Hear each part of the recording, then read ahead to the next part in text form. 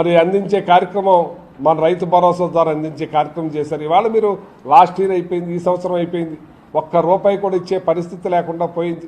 రైతులకి వేడి నీళ్ళు సన్నీళ్ళలాగా సాయంలాగా కరెక్ట్గా ఆ పంట వేసుకునే టైంలోకి జగన్మోహన్ రెడ్డి గారు ఇచ్చే కార్యక్రమం చేశారు. చిన్న వయసులో తొలి ముఖ్యమంత్రిగా. మరి నువ్వు పెద్ద ఇండస్ట్రీ అంటారు, మీరు 45 సంవత్సరాల ఇండస్ట్రీ ఏంటి మీరు చేసేది?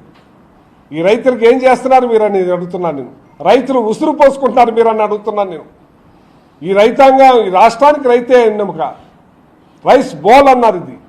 అటువంటి దాన్ని నిర్లక్ష్యం చేస్తూ మీరు డైవర్షన్ పాలిటిక్స్ మాని ఇప్పటికైనా ఈ రైతుల గురించి, ఈ మామిడి రైతుల గురించి, పొగాకు రైతుల గురించి, అపరాల రైతుల గురించి, మిర్చి గురించి, ధాన్యం రైతుల గురించి ఇంకా ధాన్యం డబ్బులు పడలేదు.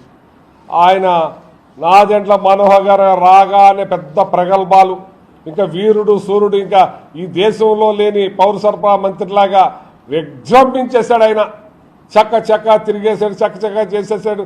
24 గంటల్లో డబ్బులు కొట్టేస్తా ఉన్నారు. ఇప్పుడు 3 నెలలు అవుతుంది, ఇంకా డబ్బులు పడవలసింది ఉంది.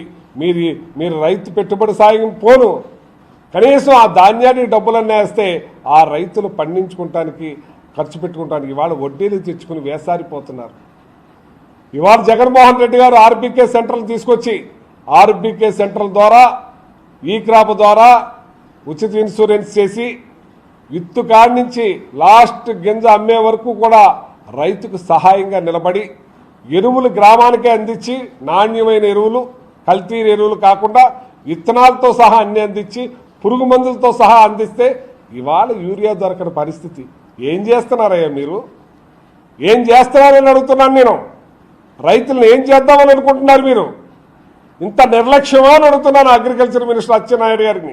అచ్చెన్నాయుడు గారిని అడుగుతున్నాను. మీరు యూరియా దొరకని పరిస్థితి ఈ రాష్ట్రానికి వస్తే ఇవాళ పంటలో ఊడ్చుకుంటా ఉన్నారు. రైతాంగం అంతటికి కూడా ప్రతి ఒక్క పంటకి కూడా యూరియా కోసం ఎదురు చూస్తూ ఉంటే ఏం చేస్తున్నారని అడుగుతున్నాను. ఏం చేయబోతున్నారని అడుగుతున్నాను నేను. ఏ మాత్రం కూడా రైతులను పట్టించుకోకుండా దుర్మార్గంగా వ్యవహరిస్తున్న ఈ కూటమి ప్రభుత్వం కళ్ళు తెరవాలి. రైతుల గురించి ఆలోచించాలి మీరు. ఏంది అసలు అని అడుగుతున్నాను నేను. ఎప్పుడూ కూడా వ్యవసాయం దండగా అన్నది చంద్రబాబు నాయుడుది నిజమవుతుంది. కానీ కొంచెంమంది ఆలోచనలో పడ్డారు. వ్యవసాయం దండగ అంటాడు. ఇప్పుడు రాజశేఖర రెడ్డి గారు పండగ అంటే ఈయన దండగ అంటాడు. అన్నం ఇది నిజమనేది ఇప్పుడు అర్థమవుతుంది. మీకు వ్యవసాయం దండగైతే ఒక పని చేయండి చంద్రబాబు నాయుడు గారు, ఏదైనా ఒక క్యాప్సిల్ కనపట్టండి. పొద్దున్న బ్రేక్ఫాస్ట్కో క్యాప్సులు, లంచ్కో క్యాప్సులు, డిన్నర్కో క్యాప్సులు వేసుకుంటే ఈ పంటలు మానేద్దాం. అటువంటిది ఏదన్నా చూడండి అని చంద్రబాబుని అడుగుతూ, ఇప్పటికైనా మీరు రైతుల పట్ల మీరు ఉదాసీనత వ్యవహరించకుండా బాధ్యతగా ఈ రైతులకి ఆదుకోవాల్సిన అవసరం ఉంది. ఎవరైతే ఈ 250 మంది చనిపోయారో ఆ కుటుంబాలకి వెంటనే నష్టపరిహారం అందించాలని చెప్పి మీకు తెలియజేస్తున్నాను.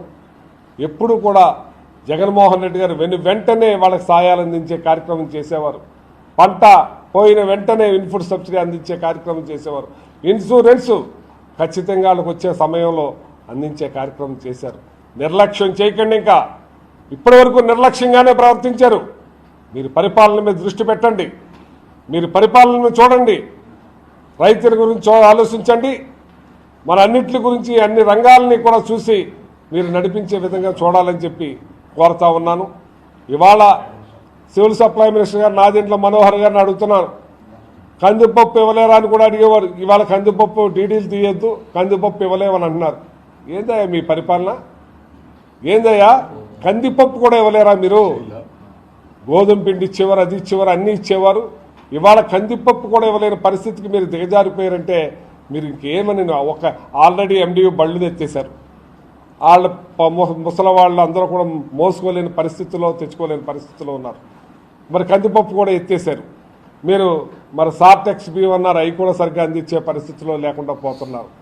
ఇవాళ మీరు రైతుల పట్ల, ప్రజల పట్ల బాధ్యతగా వ్యవహరించి చూడాలని చెప్పి మిమ్మల్ని కోరుతా ఉన్నాను.